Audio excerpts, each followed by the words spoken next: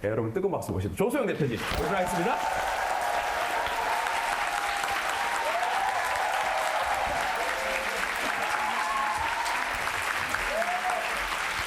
나와서 반갑습니다. 감사합니다.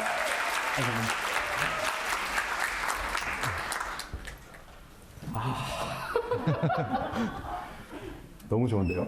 너무 좋아? 제가 뭐 질문할 게 한가득이죠. 한가득인데 일단 너무 나와주셔서 감사드리고, 예. 먼저 제가 여쭤보고 싶은 거는 제가 알기로 그 어디 안 가세요. 강연을 하시는 것도 아니고, 뭐 기업 행사 하시는 것도 아니고, 근데 이제 이 자리 어떻게 보면 굉장히 좀 낯설 수 있는 장소란 말이에요.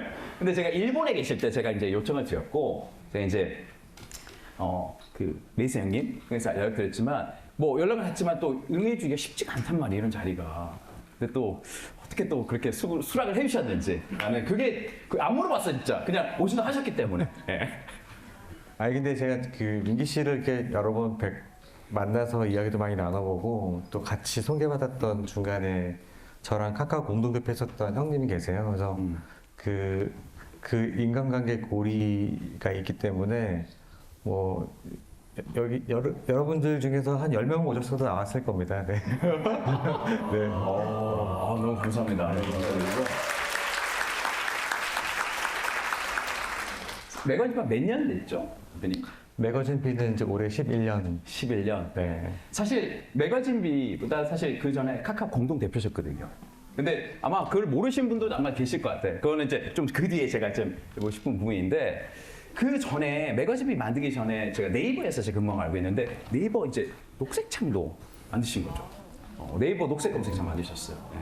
그 얘기 잠깐 해주시면 될 것 같아요. 네. 저는 이제 디자인을 전공한 디자이너고요. 지금의 네이버, 예전에 NHN이라는 회사 이름이었는데 네이버에 디자인을 하러 들어갔다가 이제 나올 때는 이제 마케팅까지 같이 하면서 나왔는데, 근데 여러분들 쭉 보니까 아마 다 기억나실 정도의 연배분들이 많으신 것 같은데, 네이버 검색창에 땡땡땡을 쳐보세요라는 게 TV 광고 뒤에 늘 있었거든요. 그게 이제 어떻게 보면은 그러니까 TV로 마케팅을 하는 거에서 굉장히 혁신적인 방식이에요. 그러니까 남의 광고 뒤에 붙어서 이렇게 딱 따먹는 거예요. 그래서 이제 그 방식이 서로 그 비용을 이렇게 서로 교환하는 거거든요. 남의 광고 뒤에 붙어서 이제 네이버 광고를 따내는 그런 방식인데, 그거를 할 때 이제 네이버 검색창에 뭐를 쳐보세요. 이게 길고 너무 너저분하고 막 광고에 넣기가 막 불편하고 그래서 요거를 아무 말도 없이 딱 보자마자 네이버에 쳐볼 수 있게 할 수 없을까? 이제 그러다가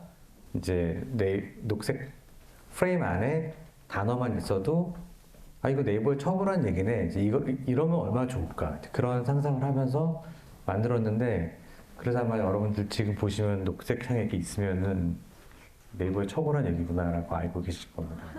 너무 대단하신 거고. 자, 그러면 매거진비가 11년 됐는데, 제가 이제 제가 다 이해했다고 할 수 없어요. 그냥 제 생각으로 저는 모르겠어요. 그렇게 느낌이 있어요, 이 매거진비가. 그리고 단순히 브랜드를 소개한 것이 아니라 그 인더스트리를 어떻게 봐야 되는가, 그리고 그것을 소비하는 사람들이 어떤 느낌인가. 그래서 하나의 세계를 여행하는 기분이에요. 저한테는 브랜드 여행사였어요. 그러니까 그 조성 대표님이 이걸 만드실 때 제가 뭐 그 뒤에 또 질문할 것도 있지만, 어떤 마음으로 만드셨고, 그러니까 발행을 하실 때 어떤 마음이었고, 이걸 통해서 사람들이 어떤 것을 느끼고 어떤 것들을 발견하길 원하셨는지, 그게 좀 궁금한데요. 이제 저는 아까 말씀드린 디자인을 전공한 사람이었고, 또 저는 제가 자랐을 때 아주 이렇게 좀 여유로운 집에서 자라지 못했기 때문에 이렇게 뭐 하나를 사려면 후회를 하지 않는 선택을 하기 위해서 저는 좀 심하게 그 분야를 파는 저의 좀 습성을 가지고 있었어요. 그러니까 뭐 예를 들면은 운동화를 하나 사준다 그러면은 이 운동화가 다음에 언제 또 살지를 모르기 때문에 이 한 번의 선택이 너무 중요해서 그 계열의 운동화를 엄마가 살 수 있는 범위 내에서의 그거를 다 알아야만 고르는 약간 저의 그냥 좀 그런 게 있었어요. 그러니까 티셔츠 하나 사야겠네 그러면은 이게 이번 여름에 하나밖에 없는 걸 수도 있다. 그러면 이 선택이 너무 중요하잖아요. 그게 처음에는 시행착오를 하다가 나중에 그거를 계속 깊게 파게 됐는데, 그게 나중에 아, 내가 이게 브랜드를 찾고 있는 중이었구나라는 거를 이제 대학교 가서 알게 된 거예요. 근데 제가 대학교 때 브랜드라는 말은 없었어요. 그때는 이제 뭐 디자인, 아이덴티티 이런 말을 썼고 브랜드라는 말은 거의 없는 말이었는데 근데 그때 나도 모르는 사이에 내가 무언가를 볼 때 그거를 만든 사람들에 대해서 관심을 가지고 있네? 라는 생각을 하게 됐고 그 주변을 돌아보니까 세상은 다 브랜드로 이루어져 있다라는 걸 알게 된 거예요. 그리고 또 하나 저는 이제 잡지를 보면 뭐 예를 들면 지금도 전 마찬가지인데 뭐 예를 들어서 저희 집에 조그마한 정원이 있어요. 정원에 대해서 가꾸고 정원을 어떻게 뭐 돌본다라는 거는 요즘에 어떤 사람들이 좀 이 시장에서 뛰어들어 있지라는 거를 보는 제일 좋은 방법은 그냥 정원 관련된 잡지 한 2권 사보는 거라고 생각하거든요. 그러니까 뭐 예를 들면 아니면은 뭐 예를 들어서 지금 뭐 미디어 아트 본 거지는 미디어 아트가 요즘에 어떻게 되고 있지? 저는 이제 최근에 관심을 안 가진 지 좀 됐으니까 그러면은 이제 교보문고 내려가서 그런 잡지 한 2권 사서 보면은 대충 느낌이 와요. 만약에 여기는 뭐 요즘에 뭐 인테리어 쪽에서 누가 좀 잘하지? 그러면 인테리어 잡지 한 2-3권 사서 보면은 아 요즘 이런 애들이 잘하는구나. 그러니까 잡지는 저한테 있어서는 좀 굉장히 그런 되게 싼 비용으로 그 업계를 들여다보는 창 같은데 잡지가 저는 그렇게 잡지를 좋아했는데 이 잡지처럼 쓰레기가 없는 거예요. 죽겠는 거예요. 집에 막 쌓였는데 버리지도 못하겠고 그거를 안에 다시 찾아볼 일도 없고 그러니까 버릴 때 그 죄책감도 너무 심하니까 많이 느낀 잡지인데 많이 배우지. 이거를 막 처음에는 스크랩다고 그랬는데 그것도 또 쓰레기예요. 그래서 와 이거 어떡하지? 그러니까 이게 뭔가 잘못됐는데 근데 이제 그런 와중에 조금 더 알고 보니까 잡지 안에 들어있는 그 내용들이라는 게 싹 다 브랜드에 대한 이야기들인데 돈 내고 낸 광고도 브랜드 얘기고 그리고 기사처럼 보이지만 사실은 또 다 그 돈 낸 거거든요. 기자 그 잡지사에 대부분 다 뭐 협찬 뭐 해가지고 다 그러니까 사실은 결국 다 브랜드 얘기구나 다 광고구나 이거 싹 다 그러면 진짜 내용은 너무 얼마 없는 거예요. 그러니까 이렇게 잡지 딱 들고 정말 이렇게 기자가 딱 쓴 거 같은 거를 발라내면은 전체의 한 1%? 저 그 정도 수준이에요. 그래서 이게 뭔가 진짜가 되지 못하는 좀 약간 역현상이 발생한 거구나 이런 생각을 이제 하면서 저는 이제 그 네이버에 다닐 때 저는 이제 비록 네이버여서 일했지만 이 오프라인 책이 가지고 있는 뭐 여러분들 이제 이 2책을 다 사셔서 여기 계신 거겠지만 그 책이라고 하는 거가 없어지는 거에 제일 앞에 서 있었거든요. 다 네이버에 쳐보면 되지 무슨 책을 삽니까? 네. 근데 저는 그게 제가 네이버를 가게 된 게 그런 디지털 세상이 좋아서 간 게 아니라 병역특례 때문에 간 거예요. 솔직하시네요. 어떻게 좀 끝나면 이제 다시 오프라인 세상으로 돌아가야지 그러다가 돌아가면 뭐 하지? 라고 하다가 이제 그거를 다시 꺼내게 된 거죠. 근데 이제 그러면서 얘기가 좀 길어졌지만 그러면서 잡지를 해야 됐다고 할 때 그 문제들을 다 해결하고 싶었어요. 브랜드 얘기를 해야 되는데 브랜드 얘기가 아닌 것처럼 할 필요가 있나? 그러니까 더 제대로 해야 되는 거 아니야? 그냥 하려면은. 네, 그래서 뭐 아닌 척하고 이런 거 없고 이번 달에는 우리 이 브랜드 얘기할 거야라고 그냥 표지에 박아버린다. 그런 게 있었고 그리고 제발 우리 거는 좀 버리기 싫은 애였으면 좋겠다. 그러니까 모으고 싶은 그런 거 이제 그런 게 있었고 사실 그러려다 보니까 광고가 없어진 거예요. 왜냐면 광고가 저희가 11년 전에 첫 창간호가 나왔는데 그 프라이탁이라는 맞아요. 네. 근데 이제 프라이탁을 아마 여러분 중에서도 뭐 오늘 뭐 이런 게 있었어? 하고서 이거 이제 사려고 하면서 프라이탁을 사서 보면은 어제 나왔나 생각할 수도 있어요. 별로 그렇게 특별히 시의성이 없거든요. 근데 거기에 11년 전 광고가 있으면 진짜 원리해지는 거거든요. 그래서 광고가 들어있으면 안 되는 거예요. 그리고 또 하나는 광고를 게재하는 순간 광고주한테 흔들리죠. 뭐 지금도 말 안 들으면 언론사에다가 광고를 안 줘버리면 끝나는 거니까. 그러니까 언론이라는 거는 어쨌든 그런 거에 이제 휘둘리는 가장 큰 원인이 광고에 의한 거니까.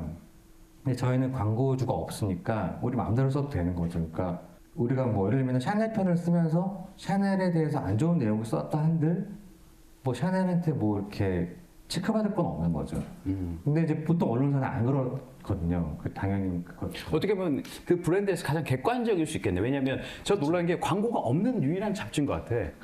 그렇죠. 그게 사실은 많은 분들이 광고가 없이도 운영할 만큼 뭔가 여유가 많아서 그러신 거 아니에요? 아니냐 뭐 그렇죠. 그게 중요한 포인트인데, 그러니까 11년 됐잖아요. 어떻게 보면 보통 광고 수입 없이 인쇄 매체를 한다는 거는 굉장히 쉽지 않습니다. 왜냐하면 사람들이 그 하드 카피를 또 사람들은 옛날에 지하철 메트로 같은 것도 공짜로 보잖아요. 그러니까 돈 주고 사지 않는데 그거를 시작한 자체가, 그러니까 그 계산은 되셨어요, 시작할 때? 사실은 계산을 좀 잘못한 거고요. 이렇게까지 또 오랫동안 적자가 심할 거라서는 저는 사실 딱 어느 순간 영문판을 같이 발행하거든요. 근데 제작비가 번역까지 해야 되니까 저는 영어 못하니까요. 그래서 번역비까지 드니까 비용이 2배 이상이 들고 해외에서는 또 배송비까지 드니까 거기서 잘 남기도 어렵고. 근데 제 마음에는 한국 시장에서는 많은 사람들이 안 사줄 거라고 생각했고 외국에서 좀 잘 팔리면 될 거다라는 생각을 했는데 시간이 흘러도 좋아하는 사람들 사진 않더라고요. 근데 저는 사실 그래서 이게 이 윙키가 저는 되게 신기한 게 뭐냐면 제가 맨날 이 책을 얘기할 때 진짜로 이 책을 보고 너무 좋아서 자양분이 된 사람은 솔직히 말해서 나 하나밖에 없다라고 늘 얘기하고 다녔어요. 왜냐하면 제 주변에 와 너무 좋아요 최고예요 하는 사람 중에서 산 사람도 별로 없고 샀다고 치더라도 뜯은 사람도 별로 없고 뜯은 사람 중에서 본 사람은 진짜 없거든요. 근데 제가 근데 진짜 본 거 같아가지고 되게 신기한, 그러니까 2명인 거예요 사실은. 왜냐면 제가 뭐 제 주변에 뭐 진짜 뭐 좋다고 난리치는 사람도 많지만 읽은 사람은 본 적 없어요. 그러니까 저는 이제 이런 류의 책의 그런 그러니까 뭐 꼭 나쁜 게 얘기하는 건 아닌 게 저는 그러니까 매거진별이 이렇게 책상에 딱 올려주는 거 보면은 그것만으로 할 역할의 90% 했다고 생각하거든요. 그러니까 너 뭐 좀 아는구나라는 정도 말만 들었어도 근데 아무튼 이 책 내용을 가지고 이제 실제로 읽어서 좋아한 사람은 저 말고는. 근데 제가 뒷말이 아니라 여러분, 제가 나를 바꿀 자유 만들 때 제가 그 출판 대표님 말씀드린 게 뭐냐면 저는 칼라를 굉장히 중요하게 생각합니다. 그래서 이게 인쇄 찍을 때 그 칼라 조도가 있거든요. 인쇄 잉크 넣은 걸. 저는 그걸 최고로 만들어요. 왜 그랬냐? 저는 매거진비가 너무 좋았거든요. 난 그 사진이 좀 힘이 있었거든. 그러니까 저는 모르겠어요. 저는 뭐 이렇게 미디어를 전공한 사람도 아니지만 잡지의 이 촉감과 이 비주얼과 이건 너무 중요하다. 그래서 저는 그냥 단순히 책뿐만 아니라 이 책을 잡았을 때 이게 진짜 하나의 프로덕트로 존재했으면 좋겠다는 그 생각, 그 영감을 저는 여기서 받았던 것 같아요. 아, 책이 가지고 싶구나, 이게. 그러니까 책 자체 내용도 있지만 이 책 시리즈 자체가 디자인이었거든요. 그 의도하신 거죠, 그렇게. 그렇죠. 그러니까 포르쉐를 못 가져도 매거진비 포르쉐 편 한 권을 딱 가지면 약간 느낌이 좋은 그 느낌? 그게 정말 있었거든요. 그러니까 뭐 저도 저인들 여기 있는 것들을 다 가지고 있지는 않고 뭐 여자 것들도 있고 그러니까 근데 그냥 그 책 가지고 있으면은 기분이 좋아요. 되게. 그리고 내가 뭐 좀 아는 것만으로도 가진 것 같은 느낌이라고 해야 될까? 그러니까 그게 참 좋았던 게 맞아. 그러니까 그 세계를 탐험한다는 거. 이런 것들이 있었구나. 자, 그러면 저는 아까 전에 이게 적자가 많다고 그랬잖아요. 어떻게 보면 사업을 할 때 사람들이 고민인 게 이게 경제성이거든요. 이게 자영업도 그렇고 하고 싶으면 하고 싶죠. 사람들이 젊은 친구들이 나 이거 하고 싶어요 할 때 가장 신경 쓰이는 게 돈 안 되면 어떡하지? 그러니까 뭐 돈이 안 될 수 있지만 이게 언제까지 잘 된다는 보장이 없잖아요. 그리고 어떻게 보면 지금 적자 많이 났다고 그러는데 모르겠어요. 그거는. 하지만 오래 할 수 있는 힘은 뭡니까? 그러니까 내가 그 대표님 보시기에 이 매거진비는 이 사회에 필요하고 분명히 밸류가 있어. 우리 읽는 사람 없더라도 분명히 몇 명은 볼까는 의미가 있기 때문에 진행하셨는데 그거는 대표님 생각이시고 사실 실제 회사가 돌아가면 비용이 되게 중요한데 어떻게 밀고 가는 힘은 뭡니까? 이것이. 그러니까 일단은 이제 결론적으로는 이제 한 7년 차 정도에 이제 BEP를 넘었어요. 근데 매거진을 발행해서 책을 팔아서 BEP를 넘는다라는 건 사실은 좀 되게 엽기적인 일이긴 해요. 책만 팔아서 됐다는 거는. 근데 이제 그렇게 된 이유는 과오로를 팔아서 그런 거고요. 아까 얘기한 지금 이제 아직 100호가 좀 안 되는 90 몇 호까지 나왔는데 그거 다 대부분은 팔고 있거든요. 그러니까 이제 누적된 발행량이 있기 때문에 전체 팔린 양은 점점 늘어나기 때문에 이제 그게 메꿔지고 있는 거고요.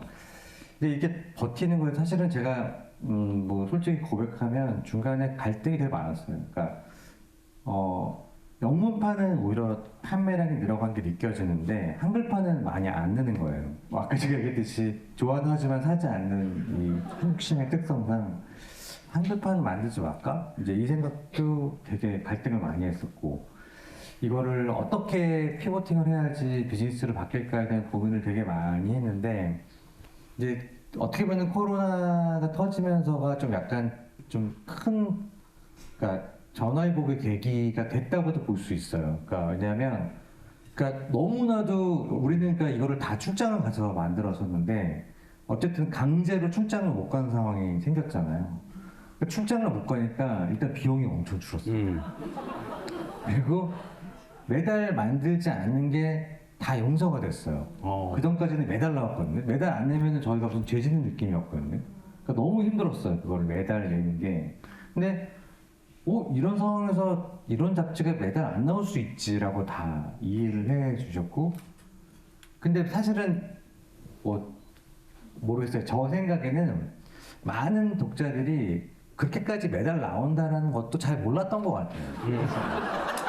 그러니까 우리만 의무감을 받고 안 나와도 아무도 그래서 그리고 특파원으로 해서 이렇게 뭐 줌으로 해서 만들었는데도 퀄리티가 괜찮네.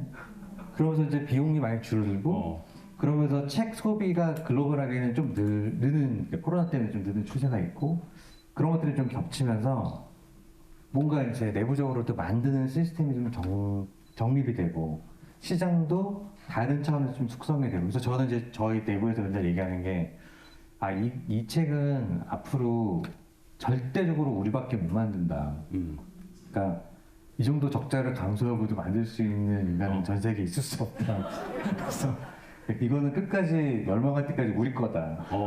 이 땅은 이라고 뭐 저희 맨날 농담하죠. 근데 그게 중요해. 그게 어떻게 보면 매거진들이 한때 트렌디한 적이 있었어요. 그러니까 카페 오픈하면 인테리어 할 때 가장 저렴하면서도 확실하게 매거진을 깔거나 뭐 그 주인이 보든 안 보든 왠지 있어 보이니까. 하지만 제가 이제 매거진을 꾸준히 보면서 그 어떤 브랜드를 다룰 수 있는 그 실력 있잖아요. 어떻게 보면 저도 마찬가지로 한 18년 정도 한 브랜드만 봤잖아요.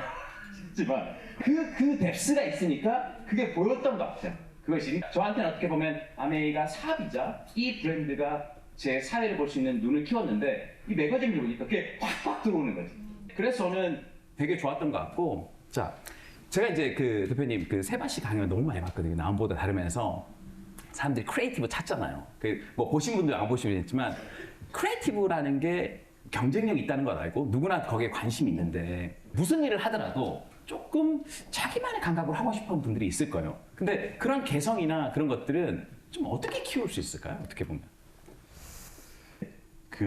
세바 씨에 한번 초대받아서 강연을 할 때 15분에 짧게 하려고 되게 애를 많이 썼었어가지고 한번 이제 나중에 기회 되시면 보시면은 전체를 보실 수 있을 것 같은데 오늘 이제 그거를 더 짧게 좀 해보면 하실 수 있어요. 이제 크리에이티브라는 말을 대할 때에 가지는 그러니까 강박관념 같은 거. 그러니까 여러분들이 크리에이티브 하고 싶다, 크리에이티브한 사람이 되고 싶어. 아니면 거꾸로 뭐 디자인한 사람한테 당신은 정말 크리에이티브하신 것 같아요. 저는 그냥 좀 되게 지루한 삶을 사는 사람이고 내 하는 일도 맨날 뭐 이런 거 하고 있는데 이게 크리에이티브할 일이 있겠어요? 이제 이런 게 어떻게 보면 제가 늘 맞닿는 이야기거든요. 그러니까 근데 제가 이제 하고 싶은 이야기는 크리에이티브함이라는 거는 뭔가 되게 기발한 아이디어를 내는 게 아니라는 거예요. 그러니까 뭐 아주 통통 튀는 뭔가를 하는 게 크리에이티브가 아니고 그러니까 결과적으로는 아까도 얘기했었던 핵심을 남길 수 있는 자기의 지혜를 찾는 거라고 저는 생각을 하는데요. 핵심을 남기기 위해서 어떻게 하냐라고 하는 거를 조금만 이제 단계를 좀 짧게 이야기를 해보면, 제가 이제 그 해바시 얘기했던 것도 결국은 내가 좋아하는 게 뭔지를 끝까지 찾아보라는 얘기를 제가 이제 여러 번 했었는데, 아까도 그 욕망의 디자인이라는 말, 욕망을 에듀케이션 한다는 그 말에서도 같은 맥락인 건데, 내가 뭘 좋아하는지를 정확히 아는 거가 쉽지 않아요. 근데 그게 사실은 저는 우리 삶을 살아가는 그냥 우리의 기본 에티튜드 중에서 가장 중요한 거라고 생각을 하거든요. 근데 이제 뭐 저도 지금 좀 이제 나와서 지금 그냥 놀고 있거든요. 멋있어. 네. 놀고 있는 사람 멋있어. 그래서 아까 그 얘기가 네, 너무 웃겨가지고. 근데 이제 뭐 책을 쓸까 뭐 이런 얘기를 하면서 이제 제가 이제 이런 대화를 가지고 제가 이제 그런 거 해보는데, 내가 크리에이티브하기 위해서 내가 좋아하는 거를 잘 찾아야지라고 하면은 사실 그것 또한 또 막연해요. 그러니까 내가 좋아하는 거? 나 그냥 이거 좋아하는데 뭐 그럼 끝났나요? 뭐 이제 이렇게 되는 거죠. 근데 잘 생각해 보면 내가 좋아한다는 거, 그러니까 내가 뭐를 좋아해라는 말 속에는 사실은 내가 좋아하는 거랑 다른 사람이 나를 볼 때 어떻게 볼지에 대한 약간 이렇게 균형감이라고 할 수 있거든요. 정확히 말은. 그러니까 무인도에 혼자 가서도 할 거야 라고 하는 거를 물어보면 제일 깔끔하죠. 그죠? 그러니까 내가 이거 좋아. 나 이거 좋아. 나 뭐 메이크업 이렇게 하는 거 좋아. 나 머리 스타일 이게 좋아. 그런데 너 무인도에서 혼자 있을 때도 할 거야? 좀 다르죠. 그러니까 사람들이 내가 머리를 이렇게 하면 이렇게 생각할 것 같은데? 라고 하는 그 내면의 내 감성과 나는 이렇게 보이고 싶어라고 하는 거가 딱 만나는 지점이잖아요. 그러니까 잘 생각해보면 내가 뭐를 좋아한다라는 거는 결국은 다른 사람은 뭘 좋아하는지를 알려는 관찰하고도 맞닿아 있어요. 나 뭐를 좋아하지? 나 이거 좋아하나? 내가 좋아해야지? 나 더 좋아할 거야. 뭐 이렇게 하는 문제가 아니라 뭐 저 사람은 저거 왜 좋아하지? 진짜 좋아하는 이유가 뭐지? 근데 이 사람은 이거 좋아하는데 저 사람은 저거 왜 좋아하지? 그거를 계속 쌓지 않으면 내가 좋아하는 게 생길 수가 없다는 거죠. 이제 그렇게 쌓다 보면 나 나름대로 정리가 되는 거예요. 저 사람이 좋아하는 저거는 나 배웠다. 공감이 된다. 저 사람이 좋아하는 거는 난 이해를 못하겠다. 뭐 그 사람은 그렇게 잘해서 그런가 봐. 이렇게 하나씩 막 쌓다가 보면 이 어느 분야를 보든지 나의 상이 잡히는 거죠. 그러고 나면 내가 좋아하는 게 뚜렷해지는 순간에 사람들이 나를 어떻게 볼지에 대한 감각도 같이 생기는 거예요. 네, 그러면 결국 그것만 남기고 나머지를 버리는 용기라는 걸로 이제 마지막 끝을 내는데, 내가 뭘 좋아하는지를 모르면 아까 내가 빠진 상태에서는 다른 사람이 좋아하는 것들을 다 합집합이어야 되거든요. 왜냐면 이 사람들이 다 손님이니까. 그러니까 누가 날 찾아올지 모르기 때문에, 내가 하는 사업에 누가 참여할지 모르기 때문에, 내 가게에 누가 올지를 모르기 때문에 모든 고객의 합집합을 만들어야 되기 때문에 아까 얘기한 더 나음의 세상으로 가거든요. 계속 플러스만 하는 거죠. 근데 나는 내가 이거 진짜 좋아한다는 걸 알게 되는 순간 걔만 남기고 나머지를 버리면 이제 그때부터 달라지는 거죠. 그러면서 제가 그런 얘기를 이제 그 강의에서 했는데, 제가 뭐 카페 한다고 하는 친구나 뭐 이런 사람들 보면은 진짜 뭐 카페 아무나 하나요. 진짜 부동산 좀 좋은데 하려면 임대료 관리 비싸고 돈이 있어야지 하지 뭐 하니까. 그리고 뭐 저기 대표님의 디자인에 대한 감각도 있으시고 하니까 뭐 좀 자기가 인테리어 하고 그러면 멋있게 할 수 있을까 하는 거지. 그거 뭐 저 같은 사람이 그거 인테리어에 대한 돈 들이려면은 그거 어떻게 합니까? 그렇게 얘기하거든요. 근데 전 세계에서 진짜 잘 되는 카페들 중에서 저희가 이제 인텔리전시아라고 하는 맞아요. 정말 최고의 커피 브랜드를 저희가 커피 브랜드를 몇 개를 다루는데, 걔네들 다 공통점이 세상에서 제일 후진 위치에 인테리어는 없음. 예, 그게 요즘 유행하는 인더스트리얼이거든요. 그냥 다 노출. 근데 그거 가지고 뭐 돈이 있네, 감각이 있네 이런 게 아니거든요. 그 사람들이야말로 나는 어떤 커피 좋아하지? 나는 어디서 마시는 거 좋아하지? 끝까지 가고 걔만 남기고 나머지 버리고. 그러고 났더니 그거 좋아하는 사람이 늘어나더라. 그리고 그거를 계속 유지한다. 근데 그렇다고 해서 그 사람들이 되게 외골수냐? 비즈니스 너무 잘하고 저 같은 사람 만나서도 얘기 너무너무 잘하고 되게 극진하게 해요. 한국에서 온 저 같은 사람이 어떤 마인드로 커피를 대하는지 더 잘 알아요. 한국 시장 커피 잘 알아. 그리고 뭐 커피를 이렇게 내려먹는 거에 대해서 불편하는 것도 알고 다 알아요. 그러니까 저는 그게 진정한 크리에이티브라고 생각을 하는 거예요. 그러니까 그게 진짜 뭐 특이한 옷을 입고 막 이런 게 크리에이티브한 것도 아니고. 네. 아니 그냥 싫은 거야 그냥. 아니 이거 양말 괜찮아. 아니 근데 뭐지? 오늘 되게 중요한 말씀하셨는데 사실 세바 씨를 보면 나음이라는 건 다른 사람 생각하는 건데 다름이라는 건 나에 집중하는 거다. 그때 얘기하셨는데 사실 오늘은 저도 그렇거든요. 나를 이해한 만큼 난 세상을 이해한다고 생각해. 내가 나의 이해가 작기 때문에 세상이 작은 것 같은데 그러실 수 있어요. 아까 그러니까 어떻게 보면 남이 어떻게 생각할 때에 대한 생각이 굉장하거든요.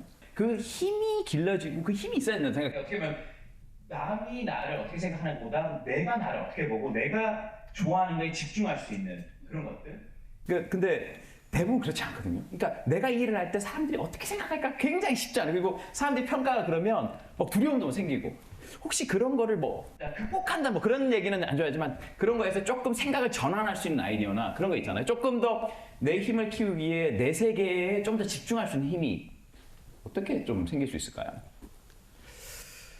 글쎄 이게 저는 이제 이런 얘기하면 좀 되게 이상한 얘기일 수도 있는데 원하는 답은 아닐 수도 있는데요.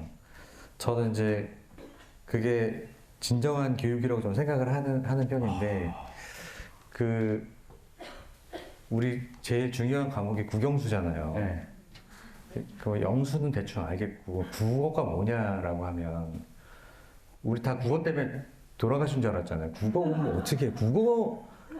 도대체 국어를 왜 배우는 거냐? 그러니까 용비어천가는 왜 공부하냐부터 시작해서 그러니까 국어는 뭐냐? 근데 사실은 저는 그 데피니션부터를 우리가 못 배웠기 때문에 우리가 고생도 했고 지금 요런 대목에서의 이야기가 좀 필요한 게 아직도 우리한테 남아있다고 생각하거든요. 그러니까 사실은 말하기와 듣기, 쓰기와 읽기인데 국어는 그 얘기는 내 생각을 말하면 저 사람한테 내 생각이 잘 전달됐는가, 저 사람이 말을 하면 내가 듣고 저 사람의 생각이 잘 나한테 이해가 됐는가, 글을 통해서 써서 전달이 됐냐, 읽어서 전달이 왔냐. 사실은 저는 그게 그러니까 가장 기본이라고 생각을 하고 사실 그런 관점에서 국어를 대하면 국어공부 되게 할만하거든요. 왜냐면은 그러면 윤동주 씨도 왜 하라고 했는지가 이해가 되는 거예요. 그러니까 그 당시 윤동주는 도대체 무슨 얘기를 하고 싶었길래 이렇게 썼지? 그 사람의 생각이랑 나랑 뭐가 좀 맞긴 맞나? 이렇게 생각을 하면 진짜 이게 커뮤니케이션 학이구나 이렇게 할 수 있는 거죠. 그러니까 저는 이게 브랜드를 이야기할 때는 당연히 그런 얘기겠지만 너무 당연한 얘기, 내가 무슨 얘기를 하면 저 사람이 어떻게 들을까? 이거를 듣고 어떻게 이해를 할까? 사실 그게 저는 가장 기본이라고 생각을 해요.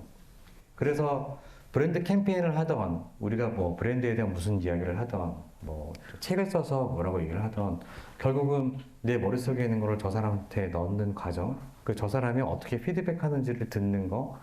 근데 의외로 저는 그 부분이 많이 좀 부족해서 국어를 그런 관점으로 대한 적이 없잖아요. 똑같이 수학도 얘기할 수 있는데 도대체 수학은 왜 하는 거야? 어디다 써보고 나 평생 수학 한 번도 안 썼는데 왜 공부한 거야? 그런 것처럼 왜 수학을 하는지에 대한 데피니션이 없기 때문에 힘든 거거든요. 그러니까 저는 그 국어가 그게 곧 또 인문학으로 연결이 되고, 그러니까 인문학적 관점에서 브랜드를 보려고 하면 이 브랜드를 만드는 인간들이 무슨 생각을 가지고 있고 그걸 나한테 무슨 얘기를 하려고 하고, 그리고 나는 이거를 입음으로써, 나는 이거를 신음으로써 무슨 얘기를 하고 싶은 거고, 그걸 본 사람은 뭘 봤고, 그걸 봤기 때문에 저 사람은 나를 뭐라고 인식할 거고, 그거는 되게 상업주의적인 게 아니에요. 그러니까 왜냐하면 제가 그래서 무인도 얘기를 하는 거거든요. 그러니까 나 너무 나이키에 뭐를 신고 싶어라고 하지만 또 무인도에서 신을 거야? 그러면은 신어야 되나?